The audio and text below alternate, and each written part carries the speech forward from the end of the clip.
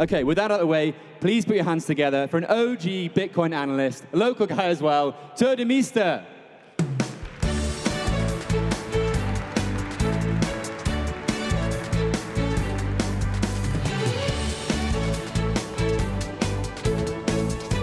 Thank you, Joe. Thank you, everyone.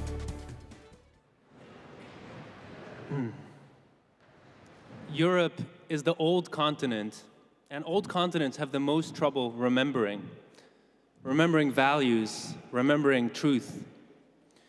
One person who witnessed a tragic era of collective forgetting and who throughout his life worked tirelessly to help keep Europe's cultural heritage alive was the British author J.R.R. Tolkien. When the Great War broke out, Tolkien was 22 years old.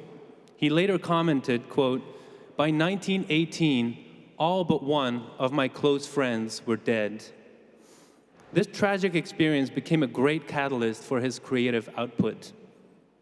This talk is about using some of Tolkien's characters and storylines to help us remember what we humans as Europeans are about, and how we can use Bitcoin as an armor to strengthen our resolve.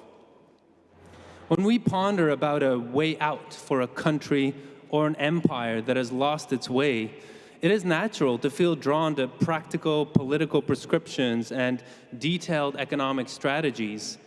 And yet, all too often, when we Europeans start to think along these lines, a feeling of uneasiness, even dread, comes over us. A somber shadow seems to stand in the way between our gloriously commonsensical plans and the collective push that's required to set them in motion. Everywhere on the continent, a stubborn, dark force seems to be sabotaging the flywheel that we are so eager to mobilize. The flywheel of free speech, the flywheel of sound money and banking, the flywheel of free markets, of simple property rights, and ultimately, of course, the flywheel of peace and prosperity. So what is this nefarious nebula that's hanging over old Europe? My suggestion is that it should be named the gloom of war. Indeed, I am saying war is already here. Of course, aside from the Russia-Ukraine military conflict, there are no armies on the move across the European continent. So what am I talking about? When I say war is looming over Europe, I mean it in the old, archaic sense of the word. In our original language, Proto-Indo-European, there was the word vers, which meant to confuse, to mix up. We still find it back in Dutch, ende war zijn, and in German, wirren, meaning both confused. So what I'm saying is that Europe right now is a Tower of Babel. It's a continent stumbling around in a daze, and in that fog, the fog of war, I can see four ghosts roaming. Perhaps we should call them the four horsemen of the apocalypse. One ghost is the ghost of pride, a hubristic, vengeful shadow ready to conquer anyone and anything. In The Lord of the Rings, we see pride personified in the dark wizard Saruman, who shows an insatiable hunger for power. And in his arrogance, Saruman tries to conquer both the wizard Gandalf and the Dark Lord Sauron. The haughty Saruman even believes he's mightier than the natural world by laying waste to Fangorn Forest and in using dark alchemy to create the army of the Uruk-hai. Well, in parallel with Lord of the Rings, I believe we see the ghost of pride at work in Europe today. Among the ruling elites, there is a widespread belief that the laws of economics do not apply, that governments can do without such basic things as saving for tomorrow or even balanced budgets, and that politicians are somehow smart enough to manage and redistribute all of society's wealth. The laws of morality can be skirted too, it seems. Quote, "When it gets serious, you have to lie." Finally, this prideful attitude also extends to the natural environment, where people believe governments can and should control the world's weather. Is it any wonder that terrorist acts are on the rise in Europe? As Edward Edinger describes the psychology of terrorism, the enemy is seen as the principle of objective evil, and the terrorists see themselves as God. There is another ghost hidden in the fog of war, and it is the phantom of envy. This creature judges as much as it fears judgment, and as a result, it continuously stews in resentment. A poisonous snake, it blames the world for its own misery, but it feels too weak to wage open war. It specializes in manipulation and deception, hiding its cowardly motives behind a veil of care. In the world of Middle-earth, Tolkien gives flesh to envy in the figure of Grima Wormtongue. A trusted advisor to King Theoden, Grima weakens his ruler's health and mind, turning him into a feeble puppet. Passive aggression personified, Grima also lusts after the king's niece, Eowyn, casually resorting to intimidation and coercion. Today in Europe, envy roams the continent. Rulers have the belief that they can take what they want and secretly print money to pay for it all. Citizens increasingly resort to the pretense of weakness in order to get access to subsidies. The vice of deception runs so deep that it is increasingly showing up at the language level. Czech playwright and later president Václav Havel wrote his iconic essay, The Power of the Powerless, 45 years ago, but it sounds like it could have been written about Europe today. Here's how he describes the post-totalitarian system, quote, "Government by bureaucracy is called popular government. The regime pretends to respect human rights. It pretends to persecute no one. It pretends to fear nothing. It pretends to pretend nothing." So much for the morass of envy. A third specter wandering around our old continent is the ghost of self-loathing. Here is a shadow who feels like a shadow, isolated and alienated, perpetually ruminating, paranoid, catastrophizing. This phantom's interior dialogue is a skin-crawling stream of consciousness, double takes and uneasy hesitations. He believes he is alone, truly alone, no matter how crowded the room. In The Lord of the Rings, self-loathing is personified by the creature of Gollum. Originally named Smeagol, this long-living hermit is shackled by his ardent addiction to the Ring of Power. Riddled with shame about the sins of his past life, he is a hobbit bereft of responsibility and self-determination.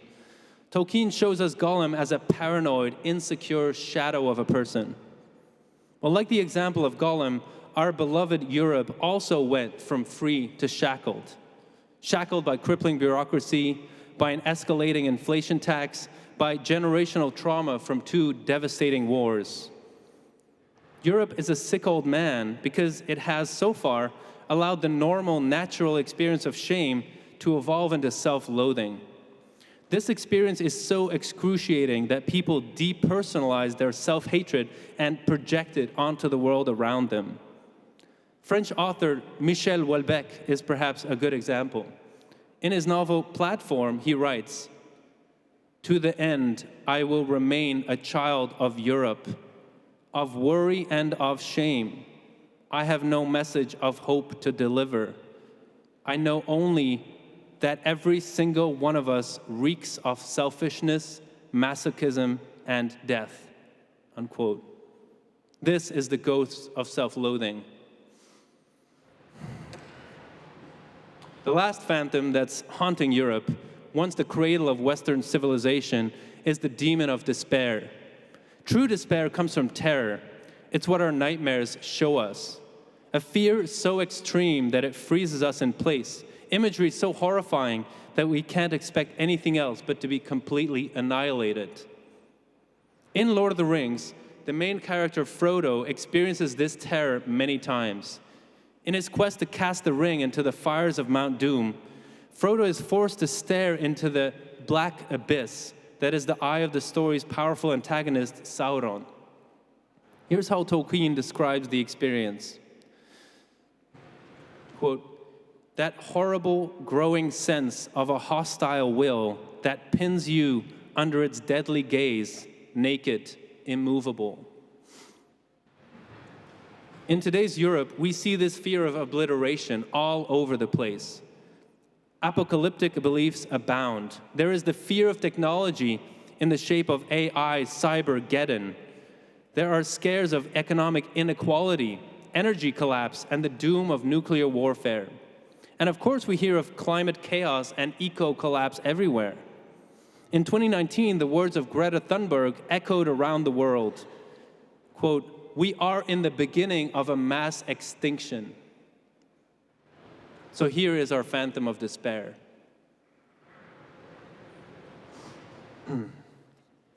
Pride, envy, self-loathing, and despair.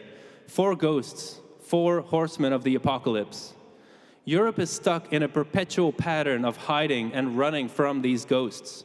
This is the root of its addiction. Indeed, I think of Europe as an ethanol junkie, a brilliant person with great capacity for good, lost in the alcohol of avoidance. Further, it is my belief that aggressive warfare, such as what happens when one country invades another, that such bloodshed is the final stage of a process of collective inebriation. It's what happens when an avoidant population gets so frustrated by its own agonizing stuckness that even a weak external shock can set off a reaction of hubristic rage, a reaction during which an entire population can get insanely drunk on songs of hatred and pride, songs of divine predestination, songs of cultural purification, songs of ritualistic scapegoating. Finally, based on economic analysis, I am convinced that a series of external shocks in the form of bank and fiscal crises, supply chain disruptions, and high inflation are still coming to Europe. These crises are likely to provoke even more existential fear. Could they lead to a wildfire of despair bleeding into an orgy of self-loathing, envy, and pride? I think that's very possible. So what are we to do, standing as we are in the fog of war? What can the individual do when surrounded by a family of alcoholics? The first and most important act of sanity in such circumstances is to get sober ourselves. In that respect, let us glean a few lessons from J.R.R. Tolkien. In The Lord of the Rings, the pride of Saruman ultimately breaks on the will of 2 humble hobbits who politely plead a tribe of ancient living trees, the Ents, to rise up and defend Middle-earth. As heirs to the original cypherpunks, us Bitcoiners are lucky because we have humility already baked into our cultural DNA. Cypherpunks write code, said Eric Hughes. So one way to stay sober is to modestly work the levers of technology and enterprise, appealing to the greater wisdom of the marketplace.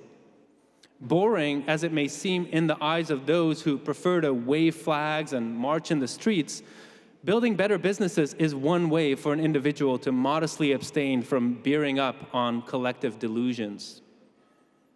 Further, when Tolkien writes about the ghost of envy, personified in Grima Wormtongue, he doesn't let the Rohan mob grind him to a pulp when they find out the truth.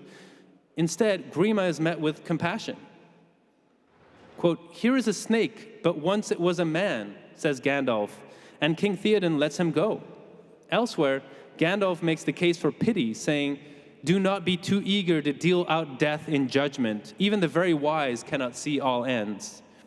And I believe we too can take a lesson from this by not putting our Bitcoin-hating opponents on death ground and to instead consider building them golden bridges to retreat across. Also, self-loathing has a flip side.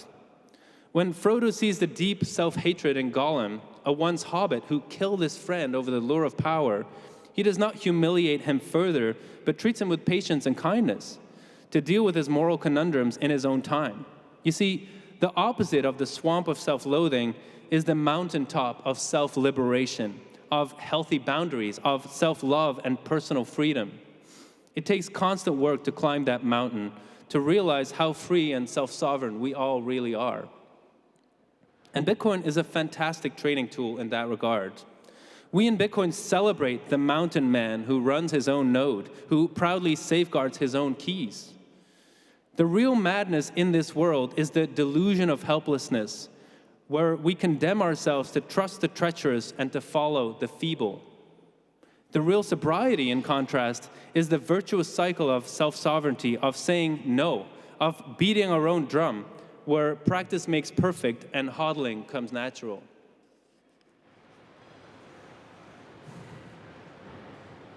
The final ghost to face head-on, whose yellow eyes we need to peer deeply into, is the nightmare of despair, which in essence is the abandonment of hope.